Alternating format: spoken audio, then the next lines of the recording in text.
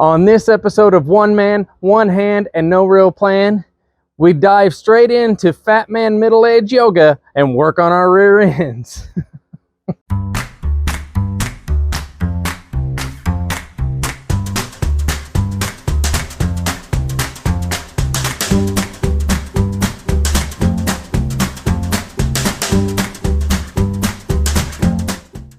The first thing I'm going to do as I work on this is try and take the cover loose.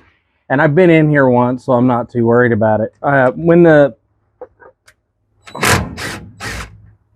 original bearing went out, I've been in here and taken it all apart. That was loud. Been here and taken it all apart and went and had some new bearings pressed on, but one side would no longer take it. So the bearing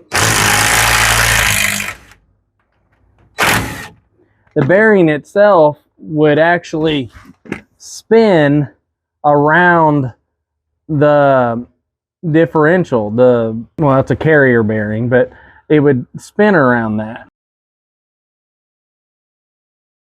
Next Saturday night, we're sending you back to the future.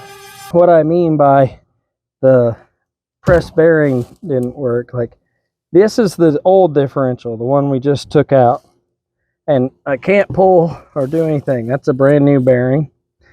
This is also a brand new bearing, but it doesn't stay where it goes. So I've been dangerously puttering around. I haven't left town or anything and only used it when I had to until I could find a new one,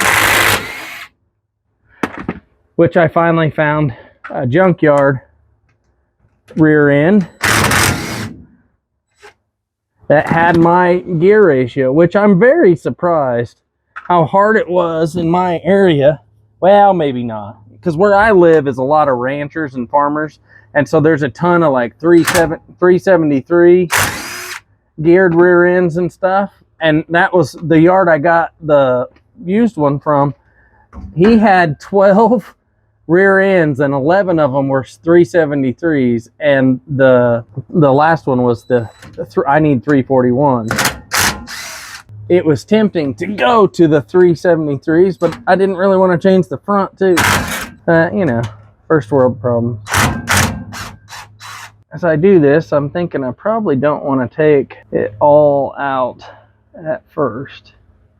I'm going to put a couple back in I want it to pour out the bottom, not just dump. In fact, I might even, before I pry on this, get a box. Okay, I got a box. Move that out of the way. Move that out of the way. This way, that way if the spill's bigger than my catch pan, it'll be in my box at least a little bit. You always like it to hit your box. Never want it to mess around on the outside. I don't know, something about phrasing probably. What the hell drilled my box? So we're just done with phrasing, right? That's not a thing anymore? So I took the passenger side tire off so I can get in here a little bit better. I'm gonna try and make myself a hand real quick with some zip ties.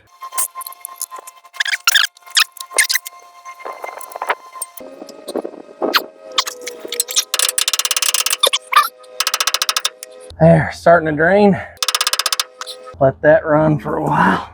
Hitting the bucket. Yay. God, that stuff sucks. It just stinks.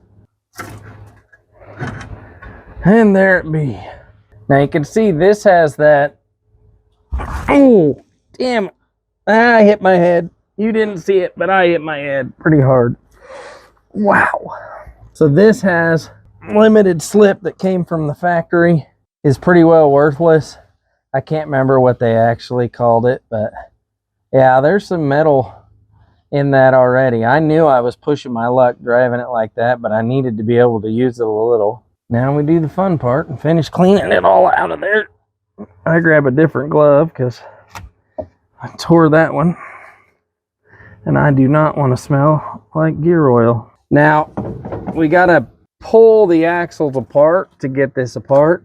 So step one, of course, is to get the brake drums out of the way. Then we'll start taking the differential apart. So what we have to do now, the axles out, is we gotta spin this. Oh, I'm gonna have to spin the wheel, I think. There we go. Gotta spin it around to where we can get to the... This can be one of the easiest steps to overlook on taking these guys out when you're just taking the whole thing out. But this pin right here is held in by that set screw. If you can't get this out without undoing this, and you need that out to be able to push. There's C-clips right there. That's where these get that name C-clip rear end, but they float in that groove right there. And so what you need to do is take this bar out. This is what keeps the axle from losing the C-clips, is it won't let them travel. But when you pull that out, then you can push that in, and then you can pull the clips out, and away you go. So first thing I'm going to do is get that guy. There it goes.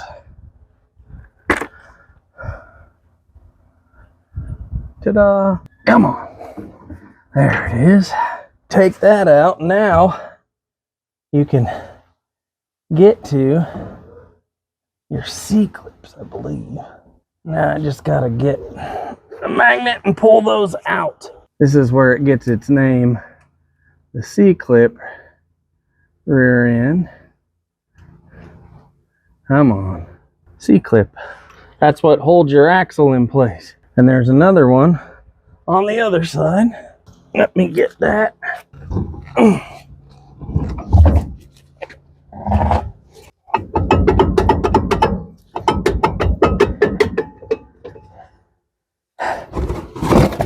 See if I pushed it in too far or not. Oh, not far enough, looks like. Dang it. Stay. See if I can reach it. There. There you are. C-clip too. Now we can take everything out. Hooray! We just got to take our bearings out. Nope. Upgrade. Operation Overkill commence. 1, 2, 3, 4.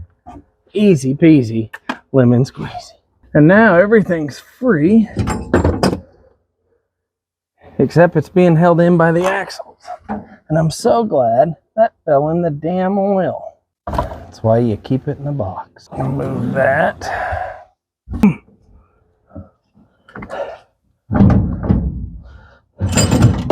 There she goes.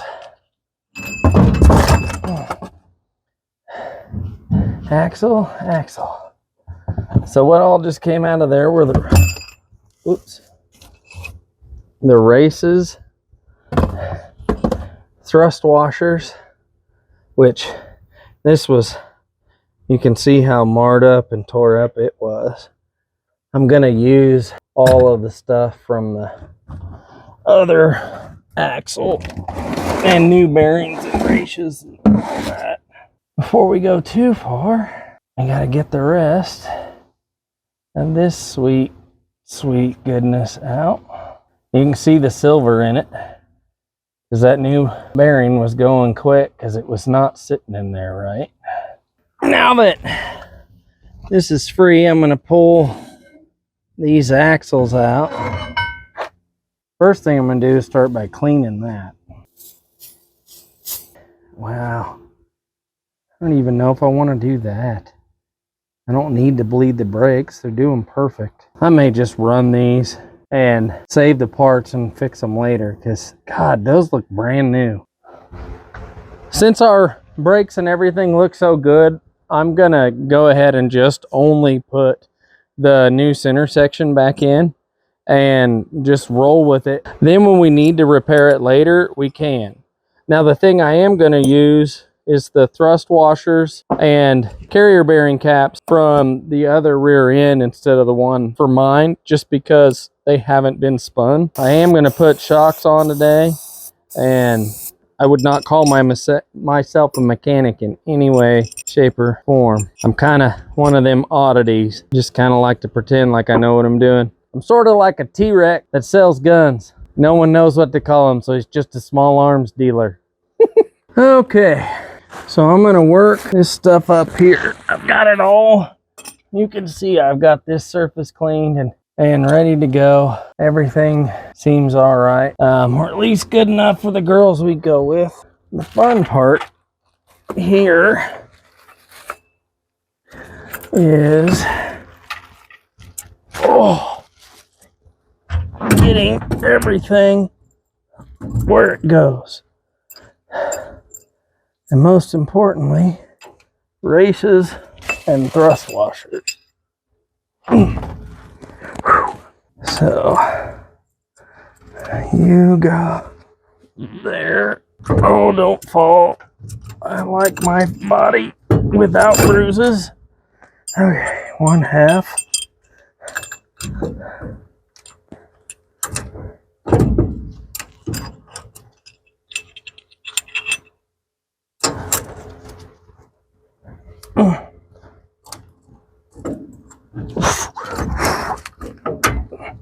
Come on, baby. Just square up and you'll go. I know it. Dang it. There's almost. Come on. I'm getting too old for this. One eternity later.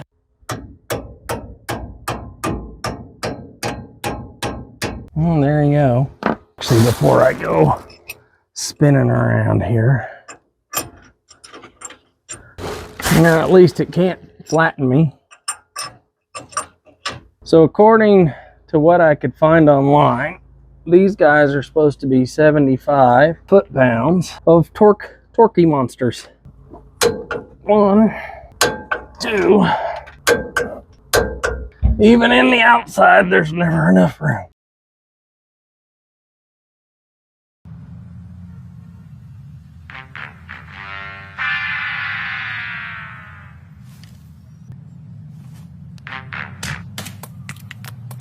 So I got these, they're all Napa shocks, but these are Proformer SH 1667s for the rear, and for the front, it's just the Response 94128. Nothing special, just basically stock replacements. But I know I'm getting ready to pull a trailer. It's nothing super heavy, but I have to pull it on the road, and I knew I didn't want to do my rear end until I got it fixed. Question. What? Are we not saying phrasing anymore? Which, that's fine, whatever. But if we're doing a new thing and nobody told me, that I'd have a problem with. And I also want to put some better shocks, because I've never known this thing to have any good shocks on it. But I also want to make sure the brakes are up and check the trailer right. And I also want to check the trailer right. I also want to check the trailer wiring, because I'm pretty sure it's not working right. And so I even bought, I don't know, I've never used one of these before, but it looked simple because I have a 7-pin, and I'm pretty sure the trailer on that I'll be pulling has a 4-pin. I got an adapter as well to be able to convert my 7-pin to a 4-pin, and I just need to make sure it's all working, because I'm gonna be driving it on a holiday and I really don't want a ticket. Now the shocks on these guys aren't super complicated. You got one going towards the back, one going towards the front. The hardest part is the tops, as I put a little lubrication in this situation. And I'll show you after I squirt this, and getting them out off the top, because there's a little bar that goes through there, and that's what you got to get off on the top. The bottom's just a simple bolt through it.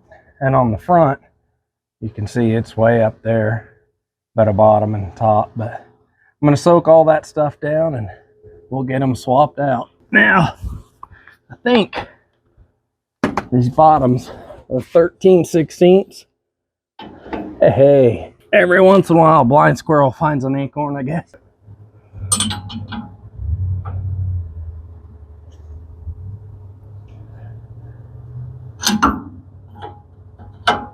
Well, it goes on that way.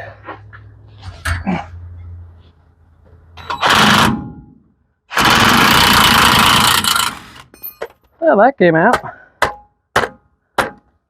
Ish. One.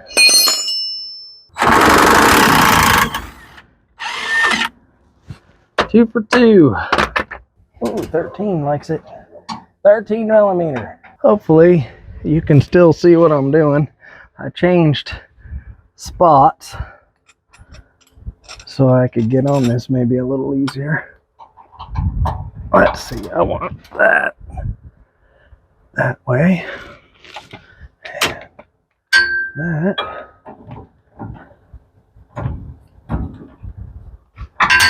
Not that way. Let's try this again. Now stay put. Not great. Yeah, I could see that coming. It did loosen. Yeah. I'm gonna try a different approach. A little more my style. I'm pretty sure that these came in 13. Nope. Did not like that.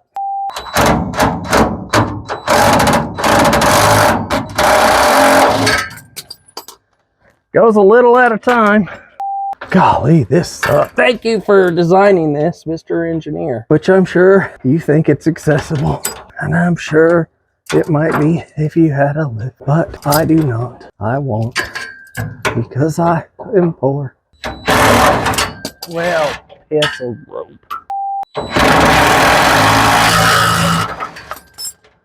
Ah, I can tell you what, I bet I go back with new hardware.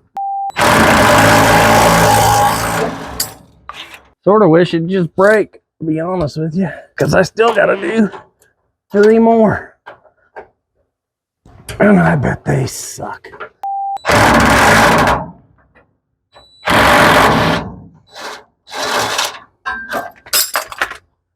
Well, oh my gosh. Wowzers. That sucks. Oh, I'd say those are tired. Oh, that's funny. So I could sit here and I could fight this some more, knowing that when I get it out, I am going to put new hardware in its place. But I have decided I'm gonna get our buddy the gas wrench. I don't care. I'm gonna cut these things off and feel better about myself in the morning. Now, let's go make some fire.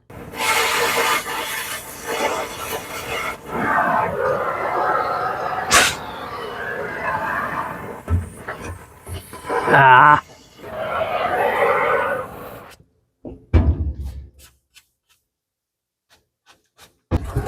So I figured out a setup where I put the wrench on top and then use a vice grip to hold it in place, and then the impact to get it off underneath. Well, kind of. It worked earlier. Now, like that. If I can put this over that and then clamp it like that. So the footage turned out to be too dark of me getting the rest of those bolts and stuff off of the shocks and getting them put on to really be able to show anything on the back. But I got 2 actually unscrewed. I cut one with a Sawzall and I torched one to get those 4 off. I mean, these are in terrible shape. So I replaced it all with new hardware and I've got the shocks in. I still need to tighten the lower bolts because I was tired and I quit. But we're gonna do that real quick. Then we're going to fill the differential and then we're gonna fix our trailer wiring. Then we're going to fix our wiring for the trailer.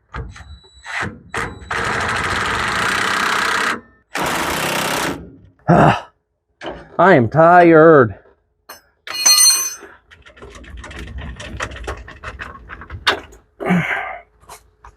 There, those are done. And on shocks, whoever put these stupid long zip ties through the eyelets up top instead of using the wraparound style, I do not like you.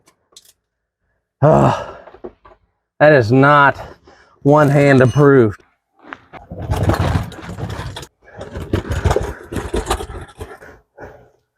To fill our differential, we got to get that guy out. Luckily, a 3/8 extension fits right in there. First, we're going to reduce some weight because race car.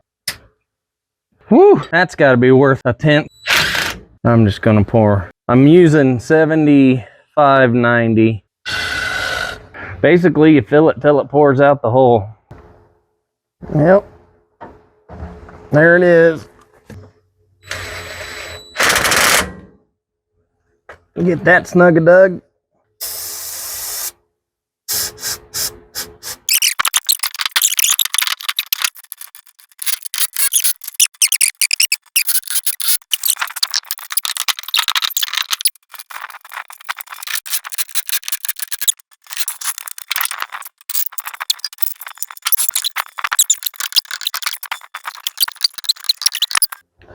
So what we're working on next is the trailer wiring, because of the things that were super important before pulling the trailer. Obviously, a proper bearing in our gear set, and then trailer wiring. We went ahead and did the shocks already. I could have pulled it without it, but I think it makes it a lot better for pulling it to have decent shocks on all that stuff. Way safer. But I bought this, I don't remember what they called it. It's a taillight converter. Really, the reason I grabbed it is because it will work with both normal bulbs or old bulbs or incandescent or whatever you want to call them, and LED lights. So I've run LEDs on here before. They were cheap. They didn't last very well. It's just designed to go in between your existing wiring and a traditional wire setup. White's ground. Brown is tail light, yellow is left turn signal, red is brake, and green is right turn signal. We're gonna get it prepped and ready. I struggle, I mean, you've probably seen that in this video. One of the things I really struggle with is my arm is substantially shorter. So if I'm on my back working above me, reaching and holding and doing that kind of stuff, doing that stuff is very difficult to control something and do well at it. So if I can prep ahead of time to eliminate my need, I like to do that, because the more I can avoid that, the easier it goes and the less I get mad and chuck things across the world. So I've got a set of, they're just cheap off Amazon connectors that are weather pack style, make high quality weather tight connections. You put your waterproof thing on first after you strip it, put it on, then crimp it with your pin, I guess. It's a male terminal. And then you put that into your plug, clamp down the back side, and you're good to go on both ends. This is why I get frustrated with this type of work, is finding ways to be able to hold it and do what I need. It's very difficult above your head, because specifically I tend to push down a lot, and pushing up when you're laying down is hard with a short arm. So that's where we're at, but we'll make do. That's how winning is done. One eternity later. So as I was thinking about this, it occurred to me that it's going to be a real pain to do these up underneath, and that it may make more sense to simply have these be the connections from there to there, and then just make solid connections to these pins. So what I'm gonna do, I'm gonna cut these here and flip them and put females on here, and then these will go there, and then this end will hardwire underneath. And I think that will be the easiest for me to do it, which is the part I care about. If it didn't make sense before, I have these all set up to where now we just splice those in. Now, one thing I will say is I went ahead, and since these were already coordinated, I plugged that together and then slid in the colors so that yellow matched up with yellow, brown matched up with brown, white and white was in the right side so that you knew the connections were correct. That way you didn't have to unpin it to get it going. But now we've got this all spliced in. The last thing we have to do is put these into the existing truck wiring and we're done, if we did it right.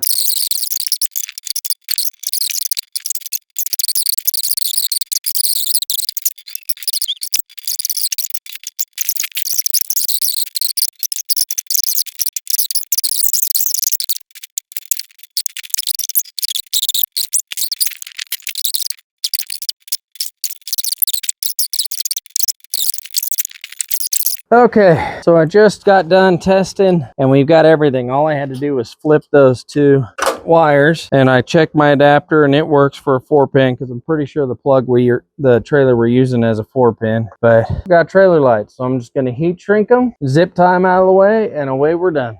We're going to take the truck out for the first ride and see how the rear end sounds now.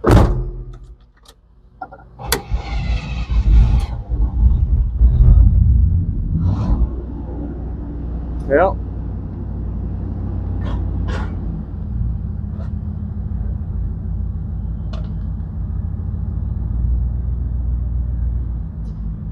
moves forward or reverse, moves forward,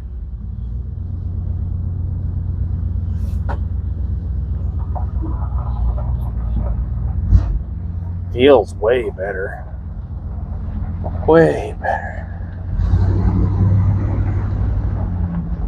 No obvious noise.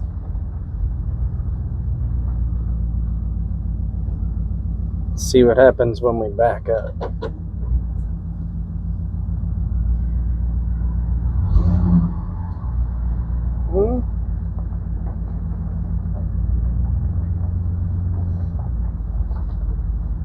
Seems to be no squeaking yet anyway. Let's go see what happens when we drive a little faster. Oh, that feels so much better.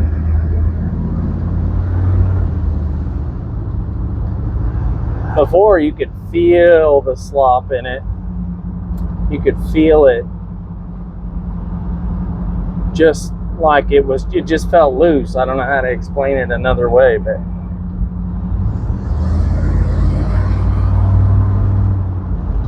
oh my gosh. I feel like I can trust it again. It's the biggest difference. Yeah, that's 1,000 times better than it was. So we know the rear end works. Well, I think that's where we're going to wrap this one up. We got the truck ready to pull a trailer tomorrow, in fact, but new shocks up front, new shocks in the rear. We got our differential replaced with our used one, all new bearings. And we also got the trailer wiring all fixed up on the back. So now I can legally and safely pull. We did see that our brakes are really good front and rear, but we definitely have some maintenance we need to do on brake lines. I think it's going to make a huge improvement to have those shocks on there. And I can already tell just doing that little test drive that the rear end is way better than it's ever been. And just having that confidence that it's not going to fall apart. Plus now all of our lights work, so it's pretty good. But if you've enjoyed this, I'd appreciate it if you would hit the like button. If you're not subscribed, consider doing that. I have an Instagram. It's UpwardPenny, all lowercase, on the Instagram there. Until the next time, we'll just keep on working.